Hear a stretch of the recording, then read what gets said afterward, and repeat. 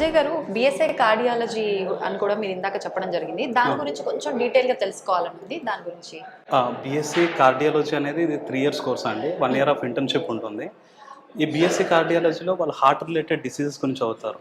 అంటే ఈసీజీ కానివ్వండి, అంటే లైక్ ఎలక్ట్రోకార్డియోగ్రఫీ కానీ, ఎకోకార్డియోగ్రఫీ కానీ, క్యాథెటరైజేషన్ కానీ. ఇంకో పాయింట్ నేను యాడ్ చేయాలనుకుంటుంది ఏంటంటే, మన యూనివర్సిటీలో ఓన్లీ కార్డియాలజీ ఒకటి నేర్పారండి. Even we have perfusion equipment. అంటే ఓపెన్ హార్ట్ సర్జరీస్ చేస్తారు కదా, ఆ టైంలో పర్ఫ్యూషన్ ఎక్విప్మెంట్స్ అవసరం. సో ఆ పర్ఫ్యూషన్ ఎక్విప్మెంట్స్ కూడా ఉండడం వల్ల స్టూడెంట్కి BSc cardiology and perfusion technology ఈ రెండు నేర్పిస్తారు.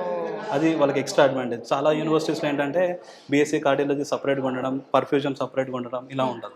సో ఇక్కడ వాళ్ళకి almost it's an integrated syllabus లాగా డిజైన్ చేస్తారు కోర్స్ కర్వ్లో. సో అది ఎక్స్ట్రా అడ్వాంటేజ్.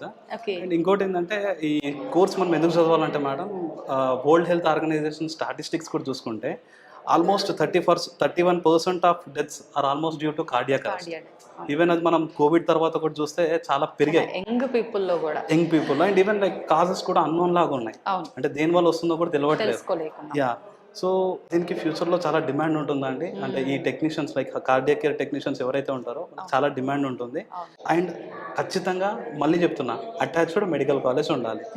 సో ల్యాబ్స్ అనే ప్రాపర్గా ఉండి, లైక్ వాటికి ఎక్విప్మెంట్స్ ఉన్నాయి అనుకోండి, క్యాథెటరైజేషన్, ఇప్పుడు మనం క్యాథ్ ల్యాబ్ ముందు ఉన్నాం, ఈ క్యాథెటరైజేషన్ కానీ, లైక్ ఈసీజీ కానీ, 2D echo, 3D echo, ultrasound, ఇలాంటి అన్ని స్కానింగ్ రిలేటెడ్ ఉన్నాయి అనుకోండి, వాళ్ళకి డైరెక్ట్ ప్రాక్టికల్ ఎక్స్పోజర్ వస్తుంది.